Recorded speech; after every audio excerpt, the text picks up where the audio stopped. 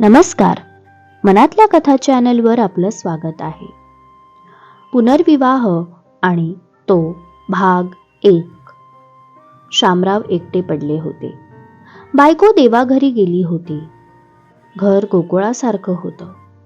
2 मुलं, सुना, नातवंड, सर्व घर भरलेलं. तरीही एकटेपणा खायला उठायचा. मुलं कामाला जायची, नातवंड शाळेत आणि सुना आपल्या कामात असायच्या. शामराव आपल्या बायकोच्या अनेक आठवणी कुरवाळत बसायचे. एक दिवस सहज फोटोचा अल्बम चाळत बसले होते. तोच त्यांच्या बायकोचा सुंदर फोटो नजरेस पडला. 2 वेण्या घातलेला, ब्लॅक अँड व्हाईट फोटो. तिने फ्रॉक घातली होती.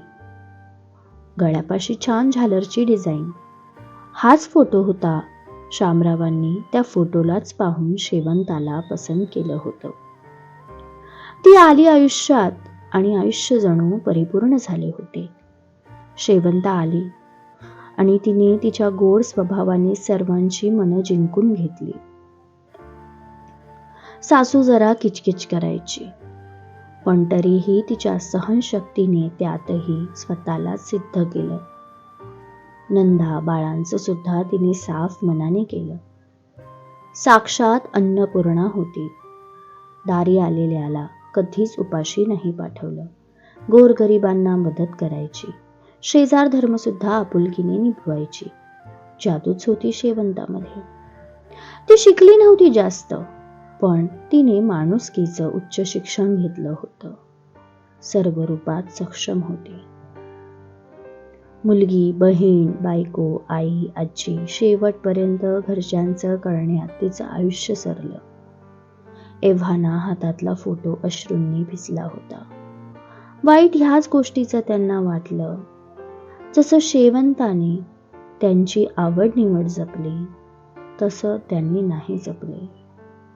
जबाबदारी खांद्यावर होती. वेळ नव्हता. शेवंताची एकच इच्छा होती, ती म्हणजे विमानात प्रवास करायची. अनुभवायचं होतं तिला ढगात जाताना विमानाचं रूप. ती इच्छा राहिली. आता शामराव रिटायर झाले होते. आलेले पैसे त्यांनी बँकमध्ये टाकले. काहीतरी मनाशीच ठरवलं. त्यांनी शिमल्याचं विमानाचं तिकीट काढलं. एकटेच निघाले प्रवासाला आणि अनेक गोड आठवणी शेवंताच्या. तिथे गेल्यावर प्रत्येक वेळी शेवंताचा भास होत होता. खरंच आपल्या जोडीदाराचं महत्त्व तो नसताना जाणवतं, ते त्यांना प्रकर्षाने जाणवत होतं. शेवंताची मनातल्या मनात माफी मागत होती. आयुष्य होतं, पण पोकळ झालं होतं. दिवसेंदिवस तुटत चालले होते. मुलं पाहत होते त्यांची अवस्था. काय करावं आता, हा सर्वांना प्रश्न पडला. आधीच वयोमानानुसार अनेक आजार पाठी लागले होते. एकटक कुठेतरी पाहत राहायचे, जणू काही शेवंताला शोधायचे. मुलांनी मिळून त्यांचा पुनर्विवाह करायचा निर्णय घेतला.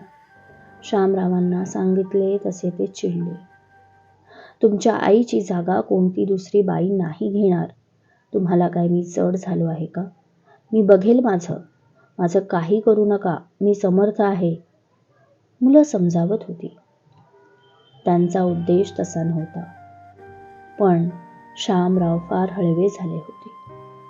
खूप काही डोक्यात विचार येत होते. पहिल्यांदा मुलांवर असे खेकसले होते. डोक्यात असंख्य विचार घोळत होते. तोच त्यांचा फोन वाजला. त्यांच्या जवळच्या मित्राचा फोन होता. राम, शाळेतला मित्र. त्याची बायको सुद्धा 2 महिन्यापूर्वी आजाराने गेली होती. राम, श्यामा कसा आहे? शामराव, मी मस्त, तू बोल. खूप दिवसांनी फोन केलास. बोल, कसा आहेस?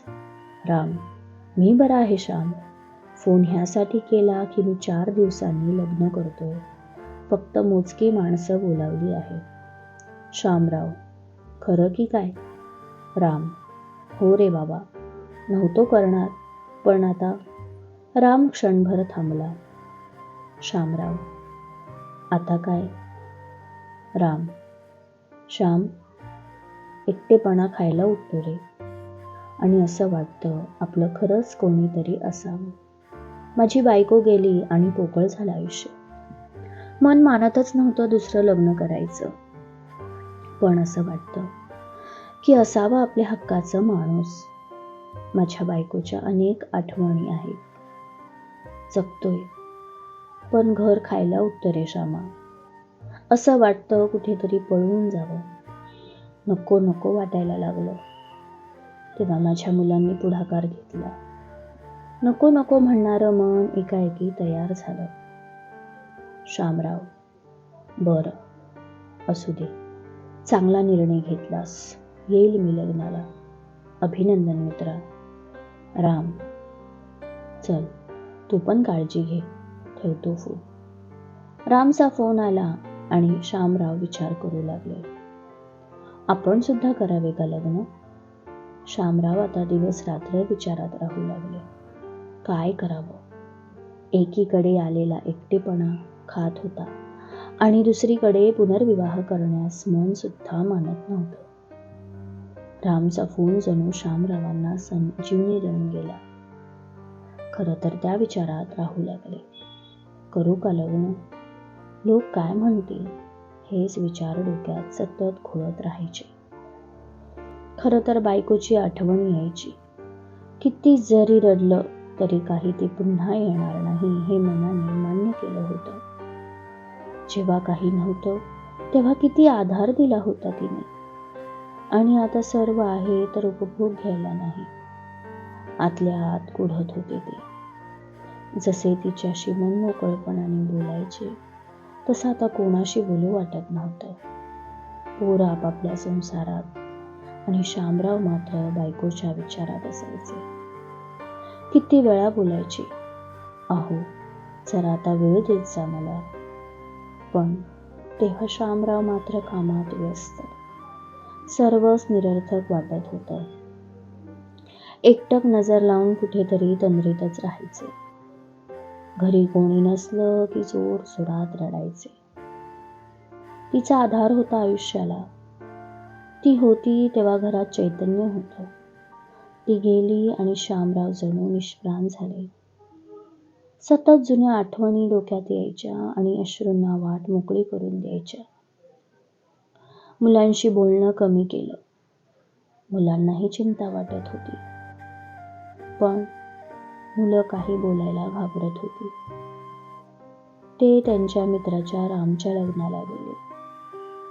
मोजकीच माणसं होती. रामने गावची कोणीतरी नात्यातली बाई. तिच्याशी लग्न केलं, अगदी साध्या पद्धतीने. श्यामरावने शुभेच्छा दिल्या. जेवायला बसले. तोच पाठी 4 पोरं बसली होती. आपापसात कुजबुजत होती. त्यातला एक बोलला, काय हा म्हातारा, काय गरज होती का लग्न करायची ह्या वयात? बाकीचे सर्वच हसू लागले. श्यामला खूप राग आला. तो उठला, त्या मुलाला बोलला, काय रे पोरा, काय बोललास? काय गरज होती लग्न करायची ह्या वयात? ह्या वयातच आपल्या जोडीदाराच्या साथीची गरज भासते. तू येशील त्या वळणावर तेव्हा कळेल. तो मुलगा नरमला, सॉरी बोलला आणि निघून गेला. हे सर्व रामने दुरूनच पाहिले.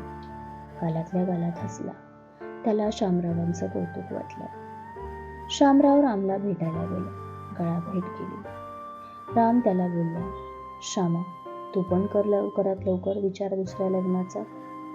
खरंच एकट्याने आयुष्य काढणं अवघड आहे मित्रा. श्यामरावने स्वतःचा चष्मा सावरला आणि म्हणाले, बघू. श्यामराव निघून गेले. खरं तर रामलाही त्याला एकटं जाताना पाहून खूप गहिवरून आलं. कारण कोणताही कार्यक्रम असला की श्यामराव आणि त्याची बायको जोडीनेच यायचे. पण आज श्यामराव एकटेच आले आणि एकटेच गेले. घरी आले आल्या आल्या त्यांनी स्वतःच्या लग्नाचा अल्बम काढला आणि पाहू लागले. रमून गेले जुन्या आठवणी, शेवंताच्या आठवणी. रोजचा हाच दिनक्रम झाला होता. सकाळी उठले की सरळ अल्बम घेऊन बसत किंवा तिचं कपाट उघडून बघत. तिने नेसलेल्या साड्या, तिचे दागिने जे फार हौसेने बनवले होते. सजली की किती सुंदर दिसायची. लाल चुटुक कपाळावर टिकली, छान अंबोडा, त्यात खोचलेला चाफा, हिरव्यागार बांगड्या, पिळ्याची अंगठी सतत हातात असायची. तिला उपास तापासाची भारी हौस. कोणताही सण आला की फार नटायचे आणि शामरावांना फोटो काढायला सांगायचे. शामरावांनी तिच्या शेवटच्या फोटोवर हात फिरवला आणि फोटोला पाहून विचारू लागले, का गेली शेवंता मला सोडून? ये ना पुन्हा. तोच त्यांना काहीतरी आठवलं. त्यांनी पुन्हा कपाट उघडलं. शेवंताने छान मफलर शिवला होता. तो घेतला, खुर्चीवर बसले. शेवंताच्या स्पर्शाचा अनुभव घेत होते. तो मफलर म्हणजे शेवंताचं प्रेम होतं. तिला पाठीचा त्रास होता तरी स्वतःच्या हाताने मफलर शिवला होता. कलाकारच होती. प्रत्येक गोष्ट मन लावून करायची. पापड, लोणचं, कुरडे किती हौसेने बनवायची. खरंच फार हौशी होती. शामराव जुने दिवस आठवून कधी हसायचे आणि कधी रडायचे. ते आणि शेवंताच्या आठवणीच उरल्या होत्या. शेवंताच्या आठवणी त्यांना जीवन जगण्यास मदत करतील. क्रमश. कथालेखन अश्विनी पाखरे ओगणे. तुम्हाला जर कथा आवडली असेल तर चॅनलला सबस्क्राईब करायला विसरू नका. लाईक, कमेंट, शेअर जरूर करा. लवकरच भेटू पुढील भागात. धन्यवाद.